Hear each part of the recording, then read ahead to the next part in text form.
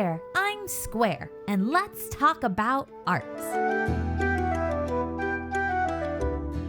Today, I'd like to go over my Speedpaint time-lapse drawing of Inuyasha and Kagome's daughter, Moroha. Now, I knew from the beginning, from like the first few images released to hype up the anticipation of YashaHime, that this would be my favorite character. Just the energy in her design, in her expressions, and the design of her clothes and everything else. It's just so my type of thing. I love spunky, lively types of characters that are a little bit more silly than most. Whether they be male or female, I'm always drawn to those types of characters. They just kind of make me happy and make me smile, and I love their energy. So when I decided to do a quick-ish first impressions of the first episode of YashaHime, I wanted to continue my route of drawing art each time. I really want to include a speed paint with almost everything that I post on this channel.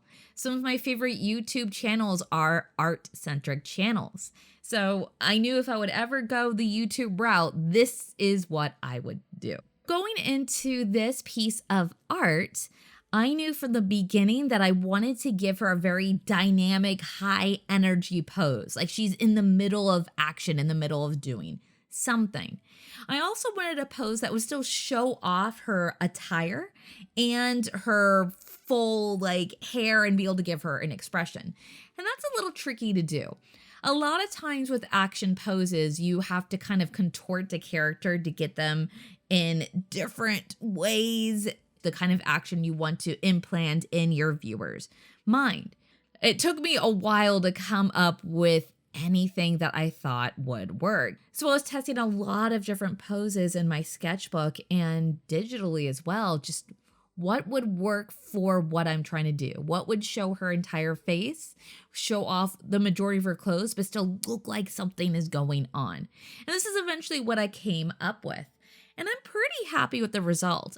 I was really able to show off the billowing cloak behind her, which I think is such a key part of her character.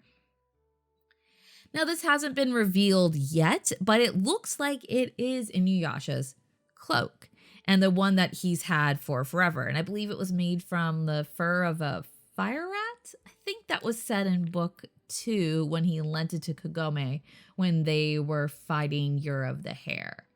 Now, don't quote me on that. This is what I'm remembering in the back of my head. It's been a little while since I visited those chapters, but I am going to approach those soon. So please come back for more videos.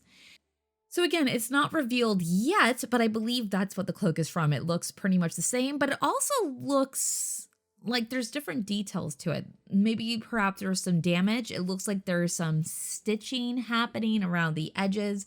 It looks torn at the bottom, which is surprising because this is supposed to be a really, really strong cloak. It resists fire and it's just like stronger than armor. So the fact that there's all these stitches here, like I'm drawing right now, is intriguing. As someone who, again, is a fan of the series and really wants to know where they go with this. So one thing I started doing, and I've seen a few other artists do, is they will actually take the picture that they're basing the character on when they're doing a piece of fan art and just plop it down in the corner of their art while they're pulling colors. And normally what I would usually do is I just do it in another tab, but I found doing it this way is a lot easier actually. Sometimes I accidentally end up just selecting all of one section and filling a space, and then I end up with a weird like print at the top that I have to erase later, but it's kind of worth it. Having this character up in the corner, it's such an easy way to just quickly reference how shading's done and how drastic the contrast is, even though I usually go a little further in the contrast. And just being able to pull those colors immediately without constantly flipping back and forth, which I don't think appears very well in video. It's a little too like high flashy for me. And I'm one of those people that's a bit photosensitive. I'm not, extremely so, but it does make me dizzy when things flash too much. So I try to be a little conscious of that. So I'm trying to adapt to that with my art going forward. At one point when I'm coloring, I noticed that I have to go in and color in these little spots that didn't quite get filled.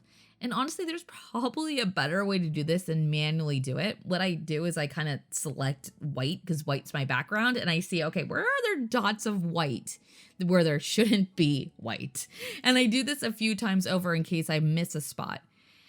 And again, there might be an easier way to do this. I don't know. I've tried looking up before, but honestly, I don't even know the terms to use to look this up. I'm still a newbie when it comes to digital things, so I'm adapting. Maybe eventually I'll learn. Maybe eventually there'll be comments on the video that tell me how and call me dumb for not figuring it out earlier. That's fine. I want to learn. That's the main point of doing this type of project is I want to learn and improve. You should always be striving to improve. Never be satisfied because then you stop trying. And there's my preachy moment. So here's where I'm filling in the hair. And honestly, the more I draw this style, this like chunky types of shade in the hair, the more I'm loving it. And again, I'm adapting a bit into my own personal art.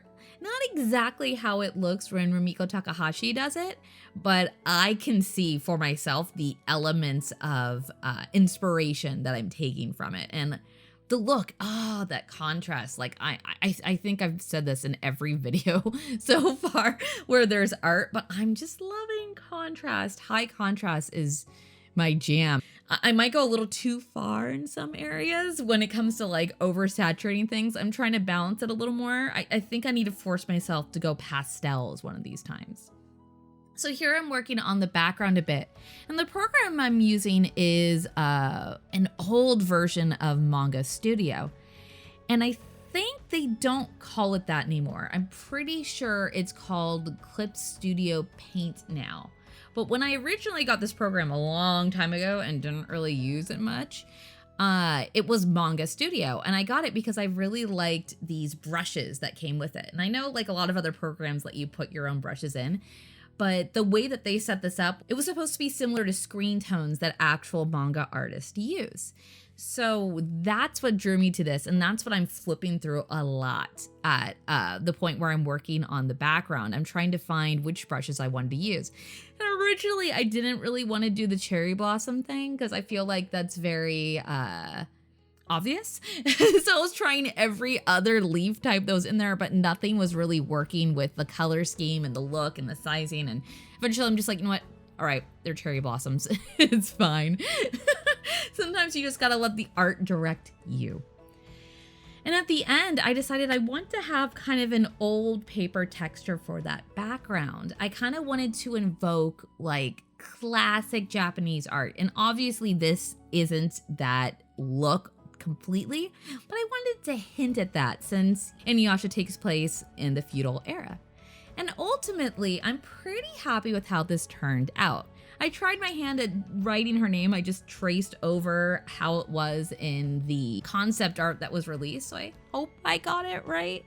I felt like it was a little too empty. I did want to keep it simplistic, but a lot of the classic Japanese art I looked at had some type of writing on it. So I'm like, okay, it needs something. It's really fun to draw characters I've never drawn before, and this is a character that's pretty new, obviously, since the show just came out. If you decide to subscribe and join me once again, you can see that other art. And I'd really appreciate the support, the subscriptions, the liking, commenting, ringing the bell, and all those other things. And thank you so much for joining me today, and have an artsy day.